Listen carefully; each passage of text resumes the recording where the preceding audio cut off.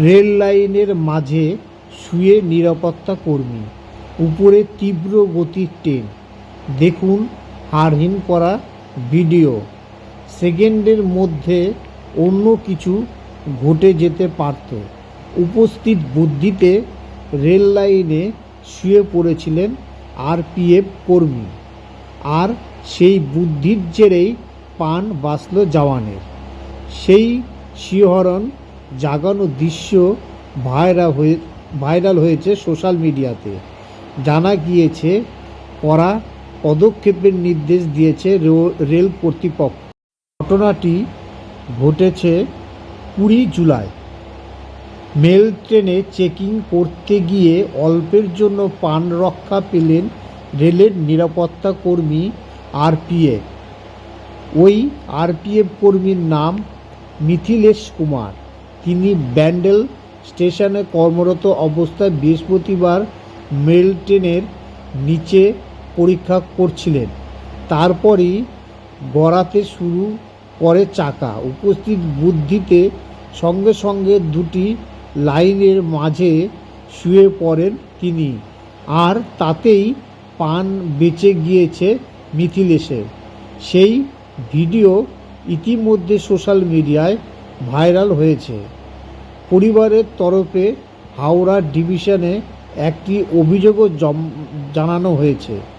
যদিও এটা করা গাফিলতি, সেটাও খতিয়ে দেখছেন রেলের আধিকারিকরা। ব্যান্ডেলে আরপিএফ কনস্টেবল পদে নিযুক্ত রয়েছেন মিথিলেশ।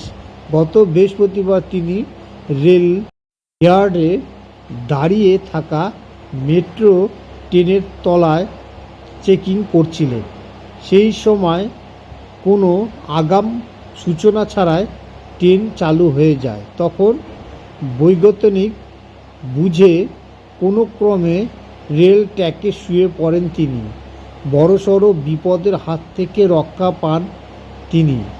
তবে অসাবধানতার কারণে কর্মরত অবস্থায় প্রাণ হারাতে পারতেন মিথিলেশ। অবশ্য এরপরেই তাকে প্রাথমিক চিকিৎসা করে বাড়ি পাঠিয়ে দেওয়া হয়।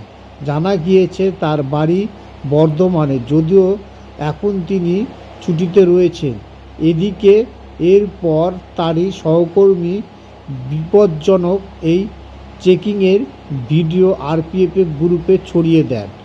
সেই ভিডিও ভাইরাল হতে রেল বোর্ড পদক্ষেপ করতে নির্দেশ দেয় বলে জানা গিয়েছে। অবশ্যই ব্যান্ডেলে আরপিএফ এ নিয়ে মুখ খুলতে নারাজ।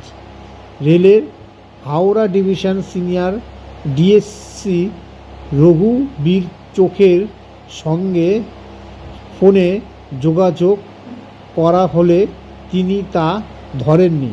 পূর্ব রেলের সিপিআরও কৌশিক মিত্রের সঙ্গে যোগাযোগ করা সম্ভব হয়নি।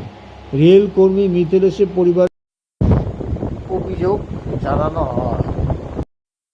মিথিলেশ বাবু যখন ট্র্যাকের নিচে শুয়েছিলেন, সেই সময় তার মাথার উপর দিয়ে এবং বডির উপর দিয়ে যখন ট্রেন যাচ্ছিল, সেই ছবি এখানে দেখানো হচ্ছে।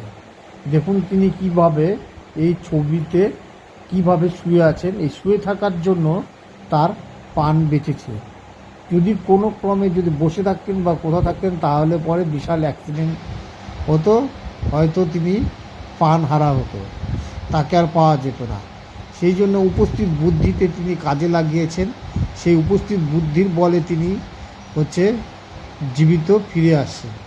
রেলের ইঞ্জিন এবং ট্র্যাকের মধ্যে কিছুটা ফাঁকা থাকে। সেই ফাঁকার মধ্যে নড়াচড়া না করে শুয়ে থাকে, তাহলে পরে কিচ্ছু হবে না।